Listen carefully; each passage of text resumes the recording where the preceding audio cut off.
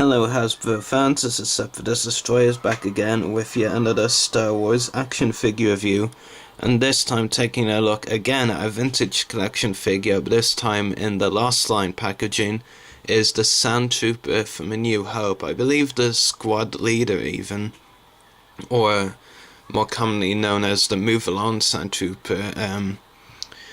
It is a pretty interesting figure.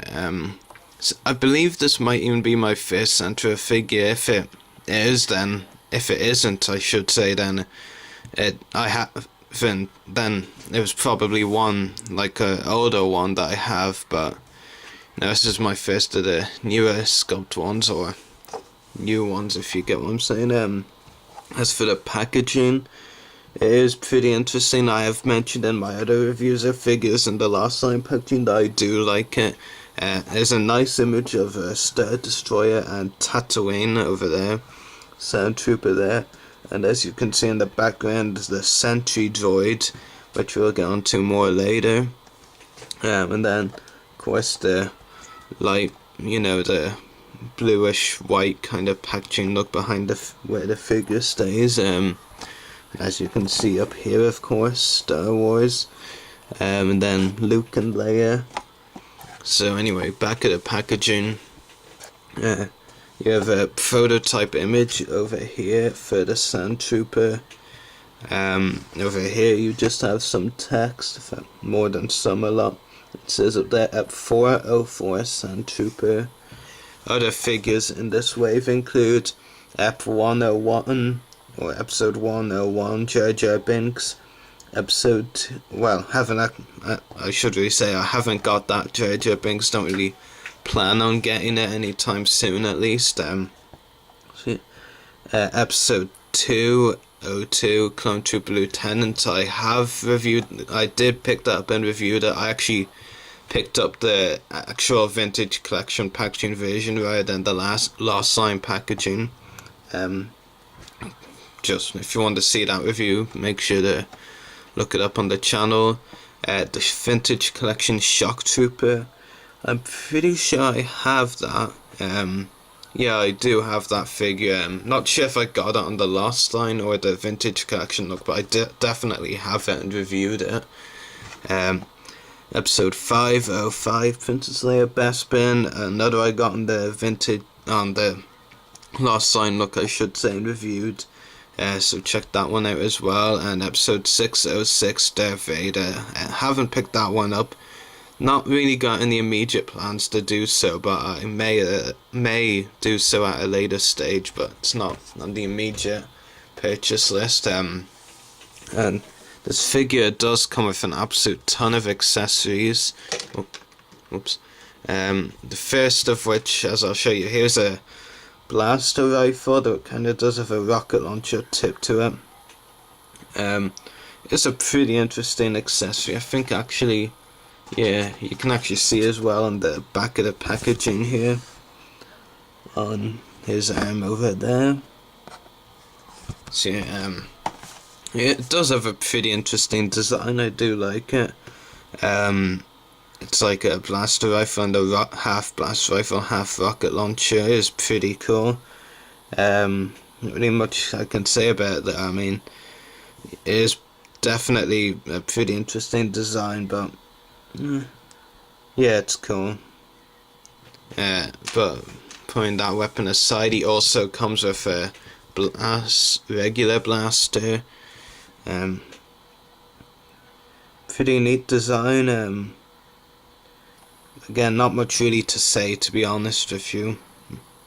Actually, just found out something, actually, the ammo belt, I guess you could say, it actually comes up, and I only just found out now when I was turning the blaster upside down, so that's pretty interesting. I didn't notice that before. You learn something new even when doing the reviews. And as you can see, the backpack on the back of the figure is removable. It does have some nice colouring to it, I have to say. I do like the mixture of black and blue here, and there's also a bit of grey as well up there. As you can see, there are at least 3, pegs or pointy bits that, and you just stick the bottom one into the back of the figure right there, and you just put it in there, and simple as, really, very simple. Moving on to the final accessory or accessories, you have first the sentry droid, and then this kind of stand, I guess you could call it, for the sentry droid. For a while I honestly had no clue what this thing was for. It looked like kind of a tube, but obviously it wasn't meant to be. But yeah, it makes sense now. It's meant to be a stand for the sentry droid, but I'll just take it off now. So yeah, a very, unique stand, very different. As for a sentry droid itself, I do have to admit I really do like it. It's a very neat accessory. Glad Hasbro threw it in there, so yeah, I'm pretty happy with it. So yeah, it's a pretty neat accessory. I'm definitely very happy with it. Great that Hasbro included it. So yeah, that's pretty much all of the accessories with the Sandtrooper. Definitely a lot of them for sure. I'll actually take the backpack off again to give you a better look at the figure, so I'll just zoom in now.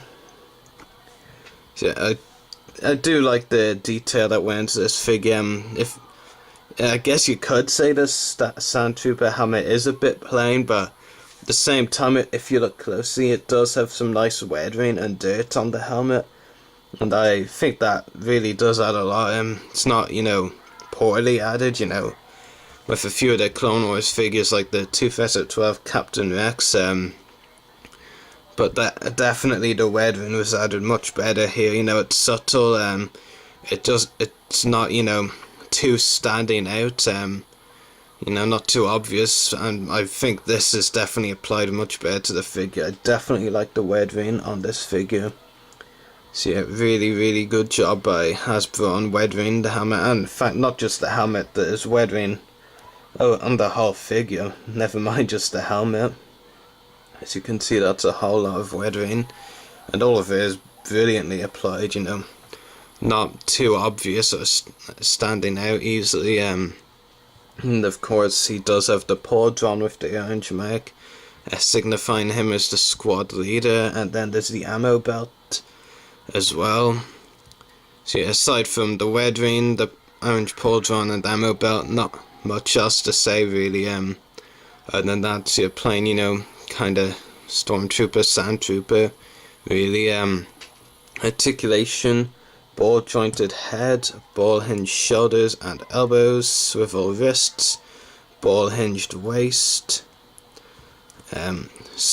ball hinged hips as well, ball hinged knees and ball hinged ankles. So a very well articulated figure.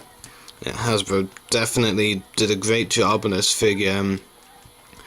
Now, some people would probably think, it's another Sandtrooper, I can pass on it, but it definitely is a really good Sandtrooper figure.